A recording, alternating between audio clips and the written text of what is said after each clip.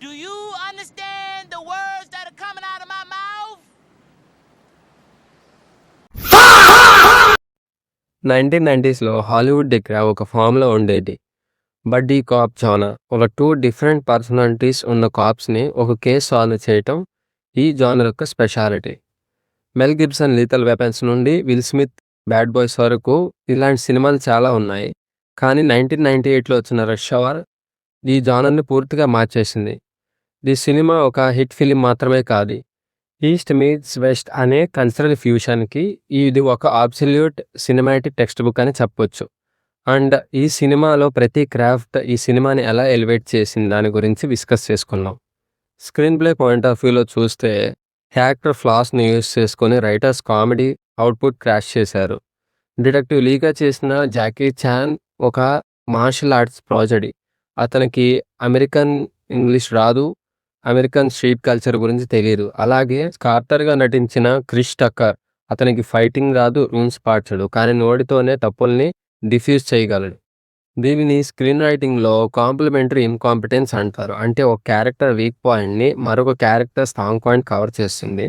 Airport sequence నుంచి bar scene వరకు ఆ క్యారెక్టర్ మధ్య ఉన్న వాళ్ళ డైలాగ్ ఓవర్ ల్యాపింగ్ని అండ్ సైరన్స్ ఫ్రేమింగ్ని చాలా క్లీన్గా స్ట్రక్చర్డ్గా బ్యాలెన్స్ చేశారు screen space. Hollywood action scenes geographical cuts మీద డిపెండ్ అవుతాయి and extreme close-ups and heavy sounds మీద డిపెండ్ అయ్యి ఇంపాక్ట్ క్రియేట్ చేస్తాయి. కానీ జాకీ చాన్ యాక్షన్ థియరీ అనేది డిఫరెంట్గా ఉంటుంది. ఈయన ఫ్రేమింగ్లో ఉన్న ఆబ్జెక్ట్స్ని యూజ్ చేసుకొని కొరియోగ్రఫీ డిజైన్ చేస్తారు.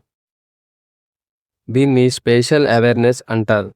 అంటే కెమెరా ఫ్రేమ్ని వైడ్గా పెట్టి విజువల్ కట్స్ లేకుండా స్ట్రక్చర్ స్పేస్లో ఉన్న ఎలిమెంట్స్ని క్యారెక్టర్ ఎలా వాడుకుంటుంది అనే దానిపై ఫోకస్డ్గా ఉంటుంది. ఆర్టిఫాక్ట్ ఎగ్జిబిషన్ హాల్ క్లైమాక్స్ ఉంటుంది. ఆ క్లైమాక్స్లో అక్కడ 400 years ఓల్డ్ చైనీస్ వేసెస్ పడకుండా జాకీ చాన్ ఫైట్ చేస్తారు. ఇక్కడ జాకీ చాన్ గోల్ విలన్ని కొట్టడం మాత్రమే కాదు, ఆ ఎన్విరాన్మెంట్ని కాపాడడం కూడా. Object movement and fight sequence, fight Sons కలిసి ఫ్రేమ్లో ఒక రిథమ్ని క్రియేట్ చేశాయి. యాక్షన్ కామెడీ ఎడిటింగ్లో ఉన్న బిగ్గెస్ట్ రిస్క్ ఏంటంటే కామెడీ మొదలైనప్పుడు యాక్షన్ పేసింగ్ డౌన్ అయిపోతుంది. ఎడిటర్ మార్క్ ఆల్ఫ్రిడ్స్ దీనికి ఒక కట్ స్టైల్ వాడారు. టక్కర్ స్పీడ్గా మాట్లాడే క్యారెక్టర్ కాబట్టి తన కట్స్ అన్ని ర్యాపిడ్ ఫైర్ క్విక్ జంప్స్లో ఉంటాయి. ఈ టైంలో జాకీ ఫైట్స్ ఫ్రేమ్స్ని ఫ్రేమ్ రేట్స్ తగ్గించకుండా పెంచకుండా కంటిన్యూస్ మోషన్ కంటిన్యూటీతో లాగ్ మెయింటైన్ చేస్తారు.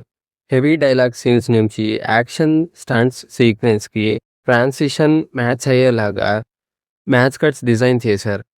కంపోజర్ లాలో షిఫ్రిన్ ఈ సినిమాకి సెలెక్ట్ అవ్వడం ఒక major asset. Traditional Chinese flutes and erhus థింగ్స్ని హిప్ హాప్ అండ్ ఫంక్ బీట్స్తో లేయర్ చేయడం చాలా గ్రేట్. కార్టర్ కార్లో ఎడ్విన్ స్టార్ పాట పాడుతూ చైనీస్ కాప్కి అమెరికన్ గ్రూ రేపించడం కేవలం ఫన్ కోసం మాత్రమే పెట్టింది కాదు. అది వాళ్ళ మధ్య ఉన్న ఆ క్యారెక్టర్స్ మధ్య ఉన్న డిస్టెన్స్ని క్లోజ్ అయ్యాయి అని చెప్పడానికి ఒక డైరెక్షనల్ క్యూ అండ్ లాంటిది.